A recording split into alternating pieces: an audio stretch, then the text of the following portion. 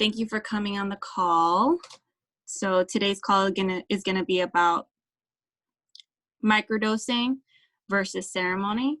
So this can be applied, the information in these slides can be generally applied to anything, any kind of plant medicine that you want to microdose, but this is specifically talking about ayahuasca. So you can apply the same general rules to mushrooms, even LSD.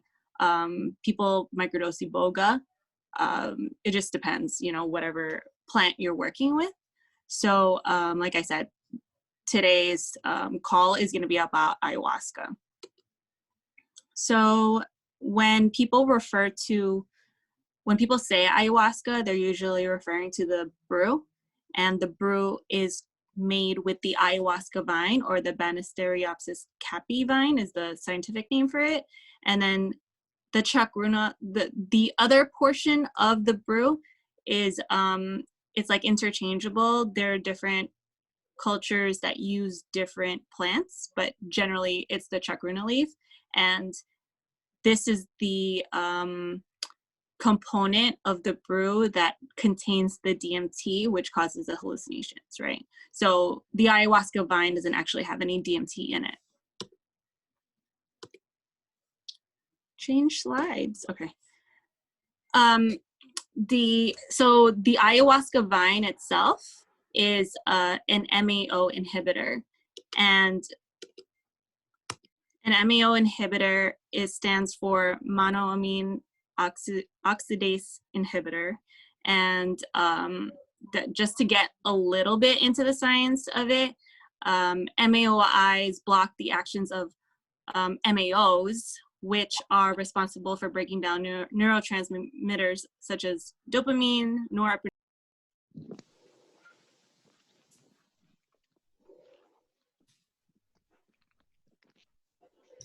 Sorry, Issa, hold on. Your mic was off for a bit. Oh, shoot. Okay, should I start on this slide? That's so yeah, weird. This slide was fine. It was just like a few sentences. Okay, yeah, so MAO inhibitors block MAOs, and MAOs break down neurotransmitters such as dopamine, norepinephrine, and serotonin in the brain. So sometimes because of imbalances in the body, we have too much dopamine and all of these other neurotransmitters that are beneficial for us, but obviously having too much of anything is gonna have an adverse reaction. So MAOs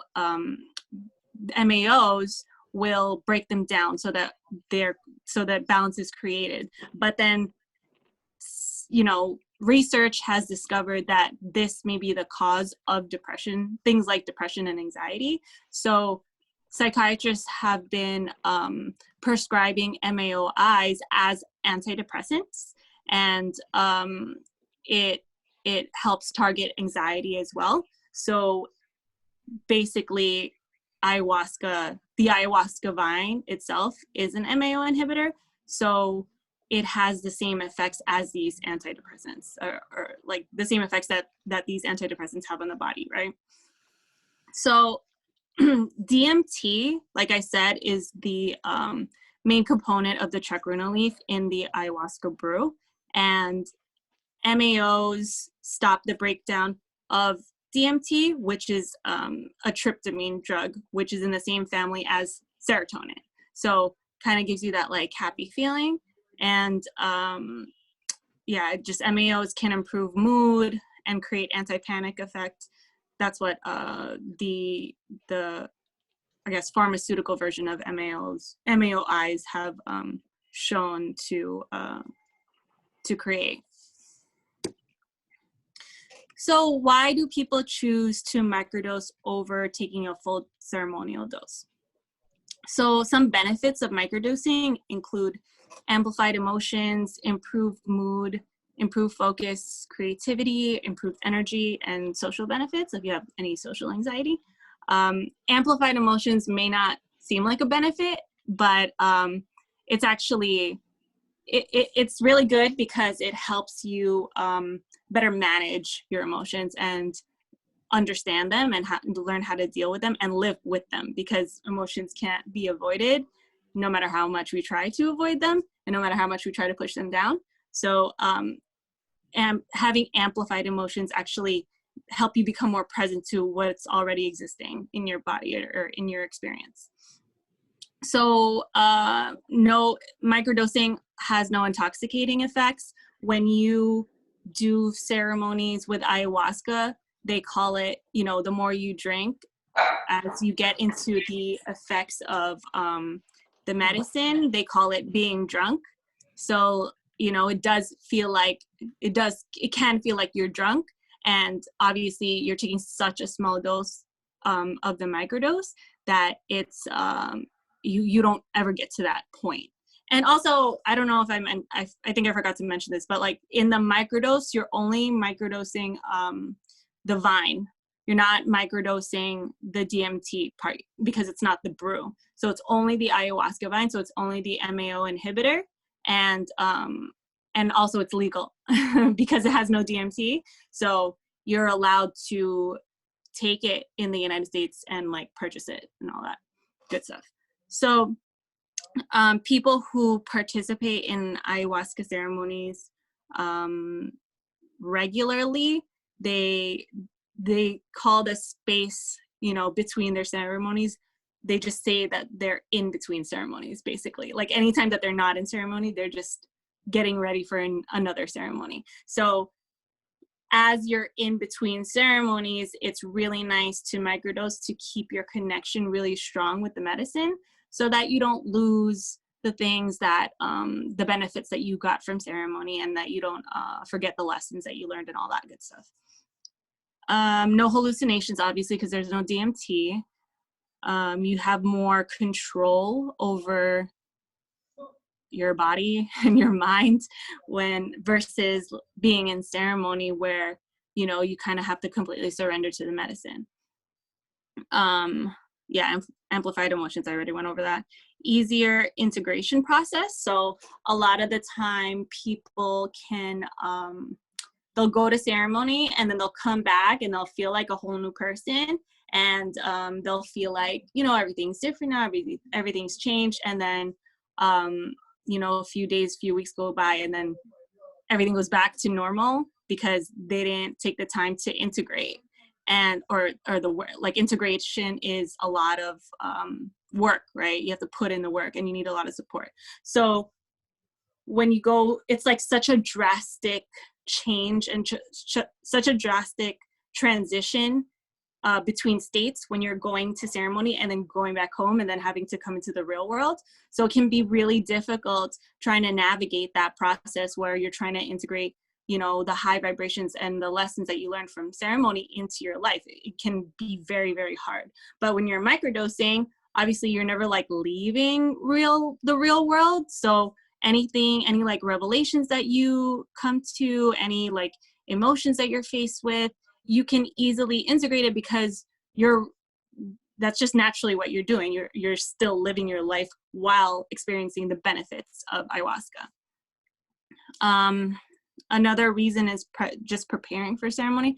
So if you've never sat with ayahuasca before, you can start with the Pure Vine microdose, and it's a really nice introduction so that you can kind of test the waters and prepare your body for ceremony. And then just like there, you know, there's mental and physical health risks associated with doing a full dose, like a full ceremonial dose with ayahuasca. So obviously you're not going to get those, or you're not going to, you know, have those risks if you're just doing the microdose, because the microdose is only like, you put 3 to 7 drops under your tongue, and it's just the Pure Vine. So 3 to 7 drops under your tongue for like 10 minutes. So it's very, very little, but it can have a really profound effect. So the one thing I will say is that, okay, so the MAOI is just the Pure Vine, right? Is what I said earlier. And that's what you microdose, and that's what you put, you know, 3 to 7 drops under your tongue. And the brew that they use in ceremony is the ayahuasca vine and the chacruna leaf, and the chacruna leaf has DMT.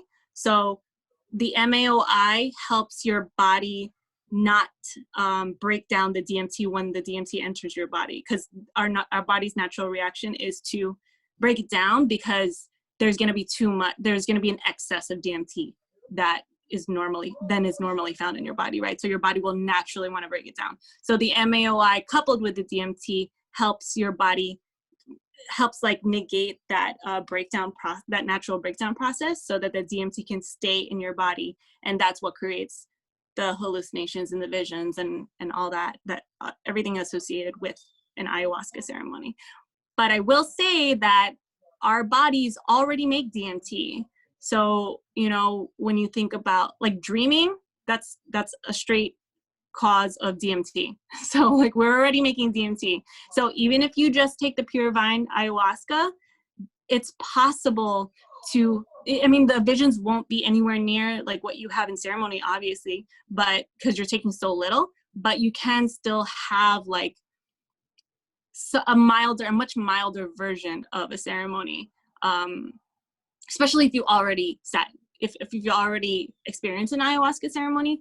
It's it's more likely that you'll have a closer to a ceremonial experience with microdosing. But yeah, like I said, be careful, because you already make DMT naturally, which is why it doesn't make sense that DMT is illegal, because we already make it, but that's not something I'm going to get into right now. Okay, why do people choose to do ceremony? So people, some people a lot of people actually who find themselves in an ayahuasca ceremony are there because it's their last resort. They need change now, and they can't wait to kind of like, you know, microdose for a few weeks, for a few months, and see what happens. Like they need to change now.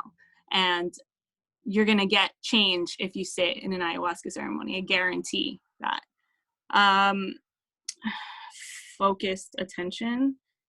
Oh, okay. So basically, you know, if you're going to ceremony, usually it's not going to be, you know, it's not going to be like overnight at your neighbor's house. Like you're going to travel. You're going to, you know, a lot of time go out of the country. It's going to be like a full retreat. And it's like you're taking time away from your life to focus on your healing, right? And that's a completely different experience than with microdosing, because microdosing, you're just going about your business and doing life as you normally do, but just adding something to it, right? So when you sign up for a ceremony, you're really dedicating time and space in your life to, you know, do the work. All or nothing perspective. This is kind of like how I see life, or like my personality. I like to go big or go home, right? So like some people just want to experience the show rather than like, you know, testing the waters first, and that's okay. I mean, either way is fine. But yeah, if you like, if you don't, if you're just, you know, if you tend to be like that in normal life, then you're probably going to want to do ceremony over microdosing. Some people really want to see the visions, you know, some people like that psychedelic effect. So that's why they'll sit in ceremony too. Setting and supports, like this goes into like that focused attention where it's like, okay, when you're microdosing, obviously you're by yourself, and then you kind of just in the same environment that you're always in. But in ceremony, it's something completely different, where everyone's there to do healing. Everyone's there to experience ayahuasca, and then like everyone who's working in the ceremony is there to support you. So you're probably not going to have this support when you're microdosing, right? So it's really nice to be in ceremony, and then to be around all these people who are there for the same reason as you, and who are there to support you. So it's just a completely different experience. And then like the group healing aspect too, ayahuasca does a good job of healing the group as a whole. And if you've ever, you know, been in an ayahuasca ceremony, you would know that, you know, the group becomes very, very connected during and after ceremony. So that's always, you know, it's always nice. We're meant to live in tribes. We're human beings, and that's, you know, evolutionarily wise, like we're meant to work together. So that includes healing. You know, we're not supposed to do anything alone.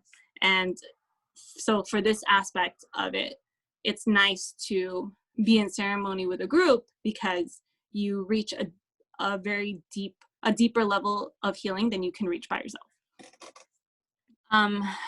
Some people will choose ceremonies over microdosing because these are some of the risks of microdosing. You don't really know.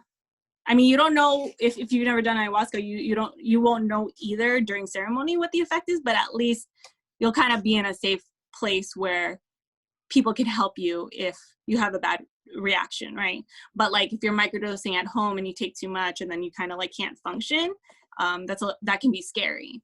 It can cause physiological discomfort, increased symptoms, increased anxiety. Like I said, no support. So it's risky because it's the same thing. If you're taking like a new medication from your doctor, you don't really know what the effects are until you take it.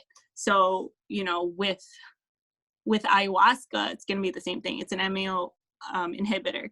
So you just have, the only way to know is to just try it and then see. But like I said, it's a little bit easier if you have support and people who are trained specifically with the medicine to help you out.